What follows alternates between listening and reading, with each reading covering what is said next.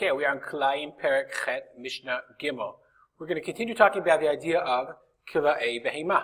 What is prohibited to do with an animal, Behema. So we've seen in the Pasukim, Lo Tacharosh Shor Ubachamor Yachdav. Tacharosh means you shouldn't plow with them, i.e., drive the plow. The person stands behind and holds the whip, and he's driving the plow with the Shor Bachamor. Are there other things as well? The answer is, of course there is.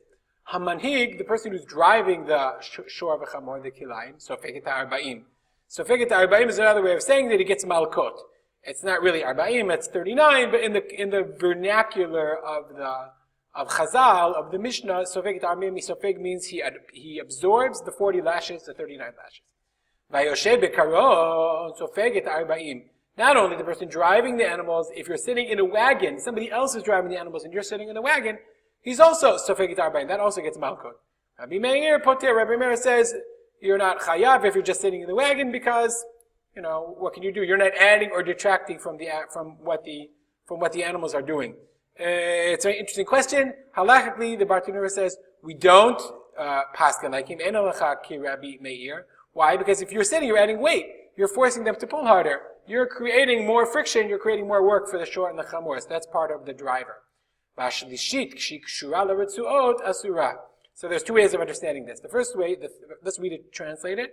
And the third, that is tied to the straps, asura is also prohibited.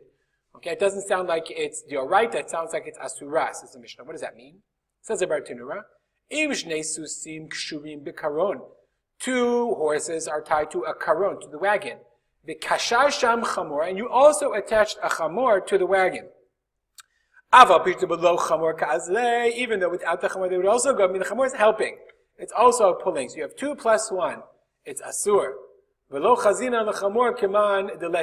think that the chamor is as if it doesn't exist, if it's not there. It's considered part of the team, and therefore it's considered asur. That's where the Bartanura reads this Mishnah. The sheet means if you add a third animal that's kshura l'ritzuot, asura, that's prohibited. Rambam, the Kahati explains that the Rambam reads it in an entirely different way. The Rambam says shlishi means a third wagon that's tied to the ritzuot of the first two. The Rambam seems to say you have like 1, 2, 3. You have the manhig. The Rambam reads the whole Mishnah in context. Manhig is the one who's driving it, so feketa arba'im. And then behind the manhig, so he's like sitting at the top. Behind the manhig is a karon. There's a wagon, and behind the wagon there's a shlishit. And the shlishit is the third wagon. If you're sitting in an agala, okay, if you're sitting in a second wagon behind the first wagon, that is tied by ritzuot asura. That's the way the Rambam reads this halacha. Most Mefarshim don't read it that way. They say shlishit is a third animal. It's still asura, even though it's not doing the main driving. And that's the way we'll understand this Mishnah. If you have any comments or questions, feel free to contact me at artspoter@gmail.com.